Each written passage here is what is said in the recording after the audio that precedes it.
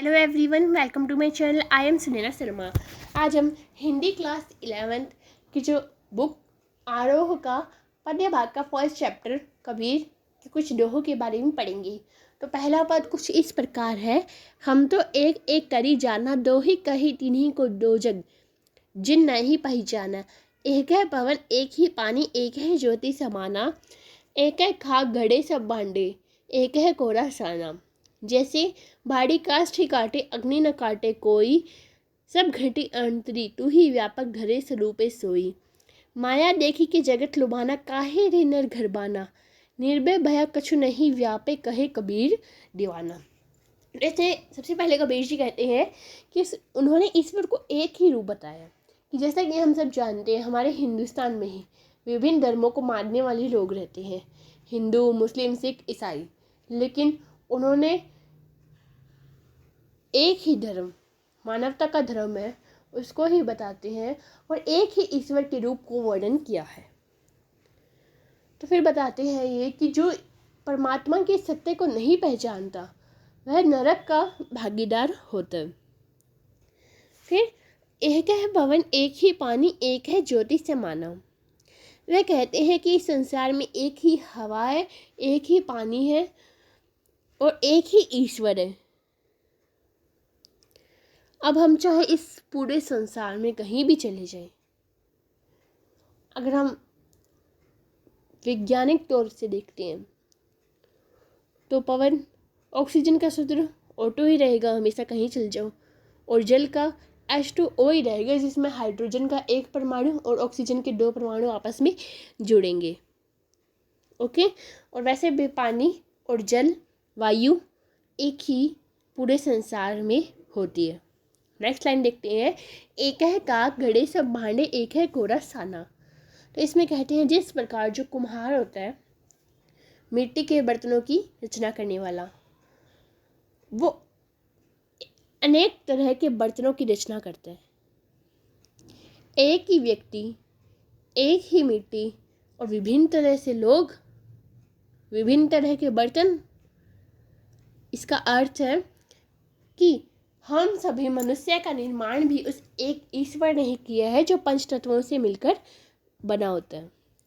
Next है जैसे बाड़ी काष्ठ ही काटे, अग्नि न काटे कोई। जिस प्रकार बढ़ई जो लकड़ी का काम करने वाले होते हैं उनको बोला जाता है, वह लकड़ी को तो काट सकता है लेकिन उसके भीतर की आग को नहीं काट सकता। हमारे पास एक वुड है, लकड़ी है, हम उससे कितने भी पीसेस कर लो, उसको जलाओ, तो उसके अंदर की जो अग्नि है उसको नहीं नष्ट कर सकता। लकड़ी को काट सकता है लेकिन उसके अंदर की जो ज्वाला है, जो अग्नि है, उसको नहीं काट सकता। सब घटी अंतरी, तू ही व्यापक धरे स्वरूपे सोई। आगे बताते हैं,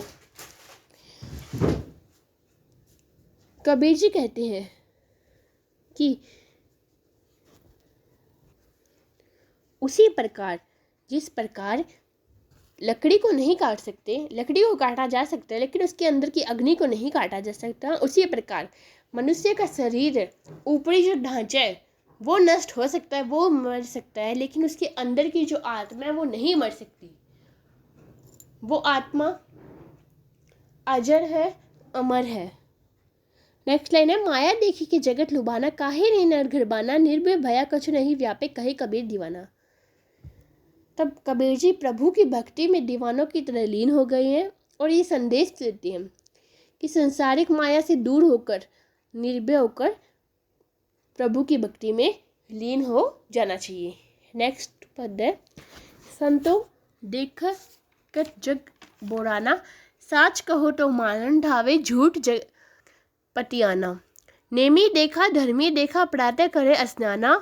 आतम मारी पखा नहीं, पूजे उनमें कछु नहीं ज्ञाना। बहुतक देखा पीर ओलिया, पढ़े किताब कुराना। के मुराद तदबीर बतावे, उनमें उहे जो ज्ञाना। आसन मारी डीम धरी बैठे, मन में बहुत गुमाना। पीपर पातर पूजन लागे, तीरथ गर्व बुलाना। टोपी पहिरे माला पहने, छापा तिलक अनुमाना। इसमें कहते हैं कबीरदास जी, संत देखो इस संसार के लोग हैं वो पागल हो गए हैं। बुराना मीन्स पागल हो गए हैं, क्योंकि यदि उनके सामने कोई सच्ची बातें कहता है, सच कहो तो मारन ढावे। यानी अगर किसी के सामने हम सच बताते हैं तो उसे गुस्सा आता है, वो मारने के लिए दौड़ता है। और उसी प्रकार उसे झूठ कहिए हम तो वो विश्वास कर लेता है, वो खुश हो जाता है। नेमी देखा धर्मी देखा, कि फिर कबीरदास जी कहते हैं कि मैंने नियमों को पालन करने वाला देखा, धर्मी देखा, धर्म को मानने वाला देखा, जो प्रातः सुबह स्नान करते हैं परंतु वो आत्मा को मारकर मूर्ति पूजा में विश्वास करते हैं। आत्म मारी पखाना ही पूजे, उनमें कुछ नहीं ज्ञान, उनमें किसी भी प्रकार का ज्ञान नहीं होता, जिसके अपनी आत्मा को तो मार लेते हैं, अर्थात वो अपने बारे में कुछ नहीं जानते, वो अहिंसा का व्यवहार करते हैं, दुर्व्यवहार करते हैं, ईर्ष्या करते हैं, क्रोध करते हैं, तो बाद में वह मूर्ति पूजा में विश्वास करते हैं। यदि हम सच्चे मन से किसी असहाय की सहायता करते हैं, गरीबों को भोजन खिलाते हैं, वो मूर्ति पूजा से ज़्यादा अच्छा है, क्योंकि उस समय हम किसी की भलाई कर रहे हैं। ओके, नेक्स्ट लाइन देखते हैं। बहुतक देखा पीर ओलिया पढ़े किताब कुराना, के मुराद तदबीर बतावे उनमें हुए जो ज्ञाना। जो पीर ओलिया होते हैं, जो अपनी धार्मिक पुस्तकें होते हैं, कुरान,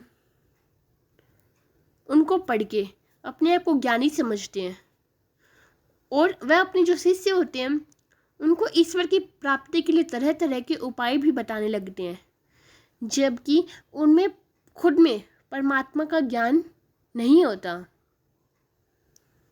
ठीक है, नेक्स्ट लाइन है।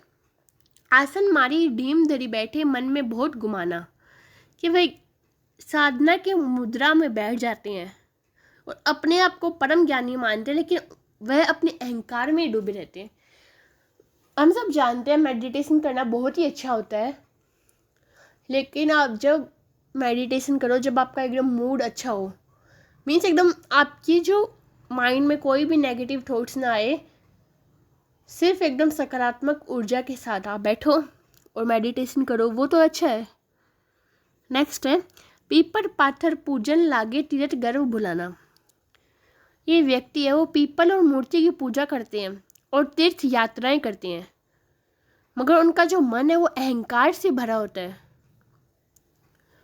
और कुछ लोग होते हैं टोपी और माला पहनते हैं और माथे पर तिलक लगाकर अपने आप को सच्चा धर्म का अनुयायी बताते हैं, लेकिन वह अपनी आत्मा का रहस्य, उसका सार वो नहीं समझ पाते। नेक्स्ट है, साखी शब्द ही गावत भूले, आत्म खबरी न जाना, हिंदू कही मोहि राम प्यारा, तुर्क कही रही माना। आपस में दोह लड़ी लड़ी, मुहे मनम न काहू जाना, घर घर मंत्र देते फिरत है, महिमा के अभिमाना।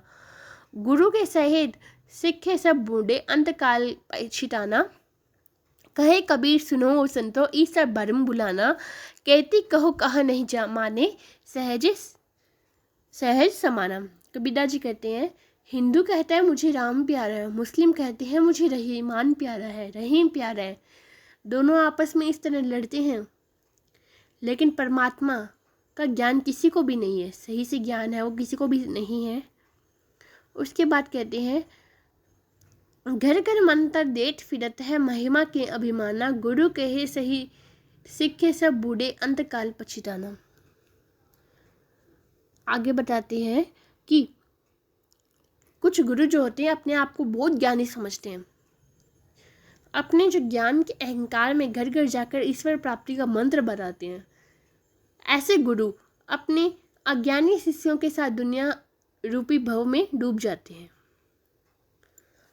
कि हम जानते हैं कि घर घर जाके कुछ अभिमानी लोग जो अपने आप को ईश्वर का सच्चा भक्त मानते हैं, वो ईश्वर प्राप्ति के मंत्र देते हैं, लेकिन अंतकाल में इस संसार रूपी दुख सागर में उन्हें डूबना ही पड़ता है, क्योंकि उनमें संतों जैसी भावनाएं नहीं होती, उन्हें मोह माया से प्यार होता है। नेक्स्ट देखते हैं। कहे कबीर सुनो गो संतो, ईसा भरम भुलाना, कहती कहो कहा नहीं माने, सहज समय पछताना। इसमें क्या कहते हैं, हे संत जनों, इन लोगों को समझाने से कुछ असर नहीं होता, जबकि सत्य तो ये ईश्वर बहुत ही सरलता से ही मिल जाते हैं। उसे प्राप्त करने के लिए बाह्य आडंबरों की आवश्यकता नहीं होती है। बाह्य आडंबरों मीन्स तिलक, टोपी, माला, मूर्ति पूजा, इसको बाह्य आडंबर बताएं। सो आज हमारा कबीर जी के हमने कुछ दोहों का अध्ययन किया है। सो अगर आपको ये वीडियो अच्छी लगी और आपको अच्छी तरह समझ आए हो, इस वीडियो को लाइक और शेयर करना और मेरे चैनल को सब्सक्राइब करना मत भूलना। Thank you.